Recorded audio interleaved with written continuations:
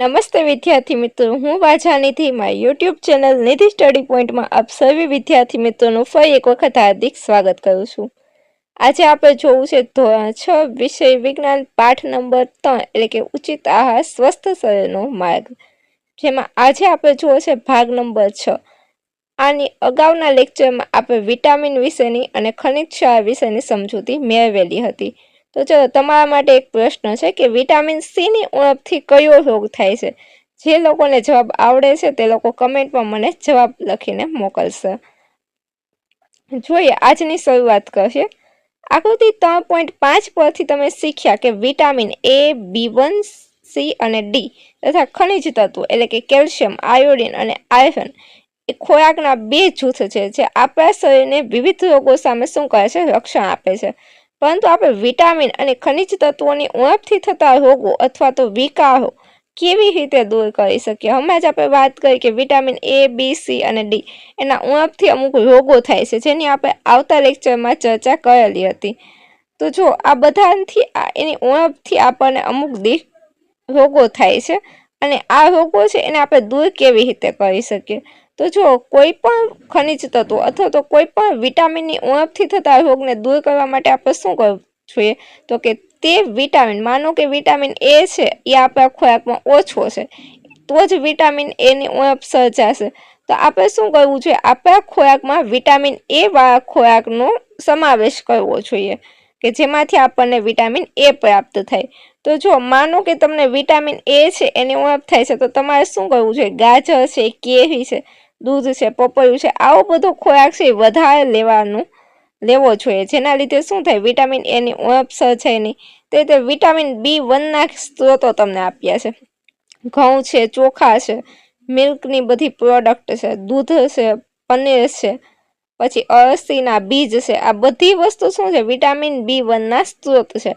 જો આપણે ખોરાકમાં આ બધી વસ્તુનો સમાવેશ કરશું તો શું થશે? વિટામિન B1 ની ઉણપ હશે દૂર થશે। ત્યારબાદ જોઈએ વિટામિન સી ના સ્ત્રોતો। તો વિટામિન સી ના સ્ત્રોત એટલે શું કે આ વસ્તુ ખાવાથી આપણને આ વિટામિન છે પ્રાપ્ત થાય છે। તો જો લીલા મરચા છે, નારંગી છે, જામફળ છે, ટમેટું છે, આમળા છે, લીંબુ છે, આ બધામાંથી આપણને શું થાય છે? વિટામિન સી મળે છે। ત્યારબાદ જોઈએ વિટામિન ડી, તો કે દૂધ છે, માછલી છે, માખણ છે, ખાદ્ય મશરૂમ છે, મશરૂમમાંથી આપણને પ્રોટીન પણ મળે તેમજ શું આપણને મળે છે? વિટામિન ડી પણ પ્રાપ્ત થાય છે।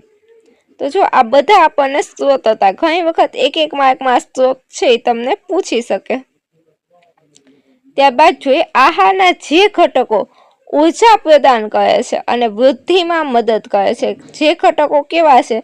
તો કે ઉર્જા પ્રદાન કરે છે અને વૃદ્ધિમાં શું કરે? મદદ કરે છે, શરીરના સમારકામમાં મદદ કરે છે અને રોગોથી રક્ષણ આપે છે, તેમજ વિવિધ શારીરિક કાર્યોને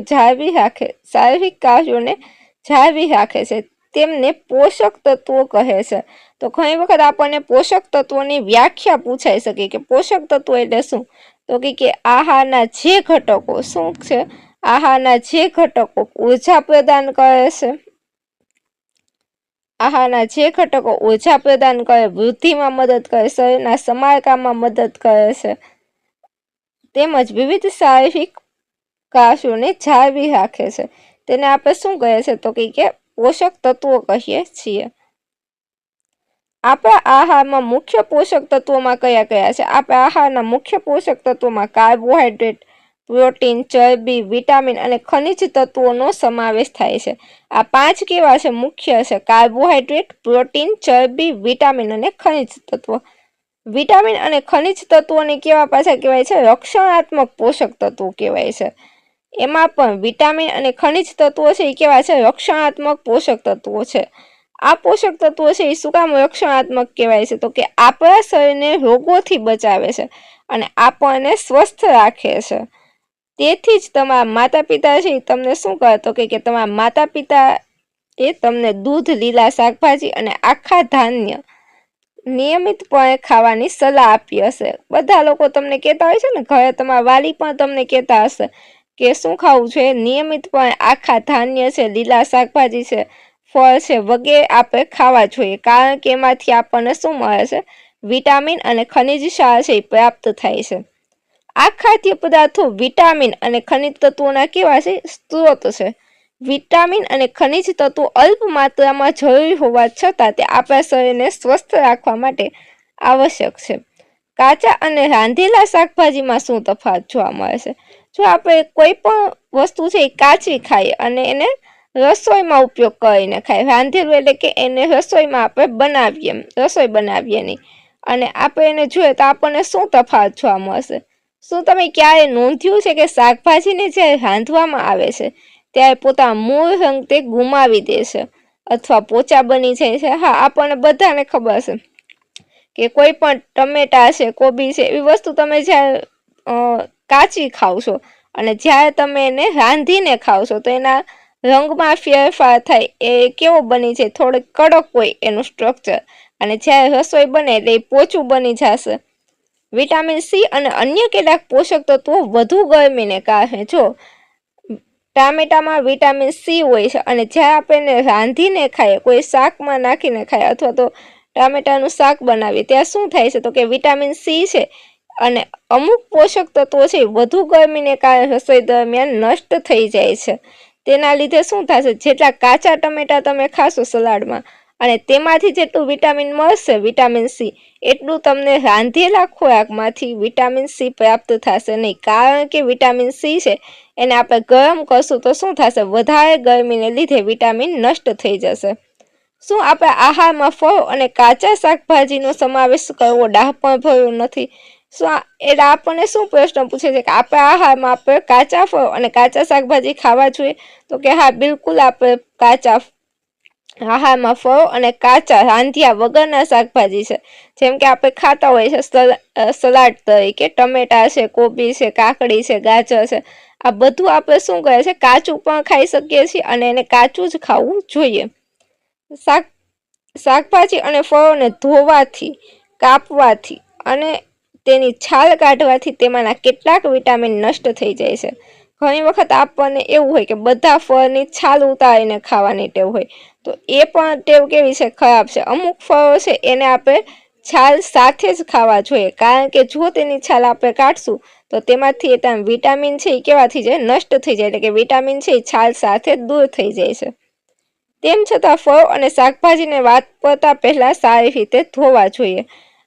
આપણે એને પહેલા ધોઈ નાખવાના છે, પછી આપણે છાલ સાથે એને ખાઈ શકીએ છીએ। શું આપણે બધા જ પોષક તત્વો વનસ્પતિને પ્રાણીમાંથી મેળવીએ છીએ? એવું આ મેદુ નામનો જે વ્યક્તિ છે, જે છોકરો છે, એને પ્રશ્ન થાય છે। ના, મેદુ મીઠા જેવા પોષક તત્વો દરિયાના પાણીમાંથી કે ખડકોમાંથી મેળવી શકાય છે। આપણે પહેલા જ વાત કરી કે મીઠું છે એ આપણને ક્યાંથી મળે છે, દરિયામાંથી મળે છે। ઘણા વનસ્પતિને પ્રાણીમાંથી પોષક તત્વો મળે, પણ એક મીઠું છે જેમાંથી આપણને શું મળે, આયોડિન પ્રાપ્ત થાય છે, જે આપણને દરિયામાંથી મળે છે। વળી વિટામિન ડી છે એ આપણને ક્યાંથી મળે છે તો કે સૂર્યપ્રકાશના સંપર્કમાં આવવાથી મળે છે। એ વાત પણ આપણે કરેલી હતી। ફળ અને શાકભાજીમાં પાચક રેશા ભરપૂર માત્રામાં હોય છે। ચાલો જોઈએ કે પાચક રેશા આપણા માટે કેવી રીતે ફાયદાકારક છે। આપણે જો વાત કરી હતી પાચક રેશા અને પાણીની, તો પાચક રેશા છે એ આપણા માટે કઈ રીતે ઉપયોગી છે તેની ચર્ચા કરીએ। આવશ્યક પોષક તત્વો ઉપરાંત આપણા શરીરને પાચક રેશા અને પાણીની જરૂર હોય છે। પાચક રેશા વૃક્ષાંશ નામે ઓળખાય છે। ઘણી વખત પાચક રેશાનું બીજું નામ તમને પૂછે તો પાચક રેશા બીજા કયા નામે વૃક્ષાંશ તરીકે ઓળખાય છે, જે શરીરને કોઈ પણ પોષક તત્વો પૂરા પાડતા નથી, છતાં તે આપણા ખોરાકનો કેવો છે, આવશ્યક ઘટક છે। તેઓ આપણા શરીરમાંથી અપાચિત ખોરાકને શું કરે, બહાર કાઢવામાં મદદ કરે છે અને મળ ત્યાગને સરળ બનાવે છે। જો પાચક રેશા અને પાણી શું કરશે તો કે પાચક રેશા છે એ આપણા શરીરમાંથી અપાચિત ખોરાક છે એને બહાર કાઢે અને મળ ત્યાગને સરળ બનાવે, અને આપણા ખોરાકમાં વૃક્ષાંશ છે મુખ્યત્વે શું કરે તો કે ક્યાંથી આપણને પ્રાપ્ત થાય તો કે વનસ્પતિજન્ય પેદાશ દ્વારા પૂરા પાડવામાં આવે છે। વૃક્ષાંશ એટલે શું છે તો કે ફાઈબર, આપણે જેને શું કહે છે, ફાઈબર કહીએ છીએ। તો હંમેશા આપણા ખોરાકમાં પાચક રેશા હોય તેવો ખોરાક પણ આપણે ખાવો જોઈએ, જેના લીધે શું થાય તો કે અપાચિત ખોરાક છે એનો નિકાલ છે એ વ્યવસ્થિત રીતે થઈ શકે। જો આ પાચક રેશા આપણને પ્રાપ્ત ક્યાંથી થશે તો કે લીલા પાંદડાવાળા શાકભાજી, તાજા ફળ, આખા ધાન્ય, કઠોળ અને સૂકા મેવા છે એ વૃક્ષાંશના સારા સ્ત્રોત છે. આ બધામાંથી આપણને પાચક રેશા એટલે કે વૃક્ષાંશ છે એ પ્રાપ્ત થશે. શક્ય હોય ત્યાં સુધી જ સ્થાનિક સ્થળે ઉગતી વનસ્પતિ આધારિત ખોરાક ખાવો જોઈએ, કારણ કે તે શરીરના સ્વાસ્થ્ય માટે તેમજ આપણા પર્યાવરણ અને આપણા ગ્રહ માટે પણ કેવું છે, સારું છે. ત્યારબાદ જોઈએ પાણી પણ આપણા આહારનો આવશ્યક ભાગ છે. શરીરને ખોરાકમાંથી પોષક તત્વોને શોષવામાં મદદ કરે છે અને તે પરસેવા અને પેશાબ દ્વારા શું થાય, શરીરમાંથી કચરો છે એને દૂર કરે છે. આપણે પોતાને સ્વસ્થ રાખવા માટે પૂરતું પાણી પીવું જોઈએ. જેમ પાચક રેશા મળત્યાગ માટે અગત્યના છે, તેમ પાણી પણ શું છે તો કે આપણા શરીરના જે અગત્યના પોષક તત્વો છે એને શોષવામાં અને તે પરસેવા અને પેશાબ દ્વારા શરીરમાંથી કચરાનો નિકાલ કરવામાં આ બંને માટે કેવું છે, ખૂબ જ અગત્યનું છે. જો પછી અહીંયા આપણને આપેલું છે કે આપણા શરીરને પાણી પૂરું પાડતા ખોરાકના સ્ત્રોતો કયા છે. તો જો પાણી આપણને ક્યાંથી પૂરું પડશે તો કે એવા બધા શાકભાજી કે જેમાં પાણી હોય, જેમ કે ટામેટા છે, લીંબુ છે, એ બધામાં શું હોય, થોડું ઘણું પાણીનું પ્રમાણ રહેલું હોય છે. તો એવા શાકભાજી છે, એવા ફ્રૂટ છે, જેમ કે તરબૂચ છે અથવા તો પપૈયા છે, એવી બધી વસ્તુ કે જ્યાં થોડા ઘણા અંશે પાણી હોય, આ બધી વસ્તુ ખાવાથી આપણા શરીરને પાણી પૂરું પડશે. અને એ ઉપરાંત આપણે પણ પાણી છે એ પીવામાં લેતા હોઈએ છીએ, એ પાણી પણ આપણા બોડીની અંદર જાય છે. ત્યારબાદ આપણને એક વૈજ્ઞાનિકનો પરિચય આપ્યો છે, નાનો એવો છે, એ આપણે જોઈ લઈએ. કોલુથુર ગોપાલન નામના એક વૈજ્ઞાનિકને આપણે ઓળખવાના છે. તે ભારતના પોષણ અંગેના સંશોધનની શરૂઆત તેમણે કરેલી હતી. તેમણે 500થી વધુ ભારતીય ખોરાકોનું વિશ્લેષણ કર્યું અને ભારતીય જીવનશૈલીના સંદર્ભમાં યોગ્ય આહારની ભલામણ કરી. તેમણે ભારતીય વસ્તીની પોષણ સ્થિતિ પરના સર્વેક્ષણનું નેતૃત્વ કર્યું હતું, જેમાં પ્રોટીન, ઉર્જા અને આહારના અન્ય ઘટકોની વ્યાપક ઉણપની ઓળખ કરવામાં આવી હતી. આના કારણે 2002માં મધ્યાહન ભોજન કાર્યક્રમ અમલમાં આવ્યો, જે હવે PM પોષણ પહેલ તરીકે ઓળખાય છે. આ મધ્યાહન ભોજન છે એ ગવર્મેન્ટ સ્કૂલ છે તેના બાળકોને ખ્યાલ હશે કે ગવર્મેન્ટ સ્કૂલના બાળકોને ભોજન આપવામાં આવે છે. એનો જે બ્રેક ટાઈમ હોય છે અથવા તો છૂટીને પણ ઘણી સ્કૂલો એવી કે છૂટીને આપતી હોય છે. તો એ મધ્યાહન ભોજન શું છે તો કે બાળકોને પોષણ પૂરું પડે તેના માટે પૌષ્ટિક આહાર છે સ્કૂલ તરફથી જ આપવામાં આવે છે, જે યોજનાને કહે છે મધ્યાહન ભોજન યોજના. અને જેનું હવે શું નામ પડ્યું છે, PM પોષણ યોજના તરીકે ઓળખાય છે, જે હવે આપણા દેશની સરકારી અને અનુદાનિત શાળામાં સમતોલ આહાર આપે છે. આ યોજનાને દેશભરમાં લાખો બાળકોના સ્વાસ્થ્ય અને પોષણમાં સુધારો કરવામાં ભૂમિકા ભજવી છે. જો આજની આ વાત છે અહીં સુધી રાખીએ, આજનો લેક્ચર અહીંયા જ પૂરો કરીએ.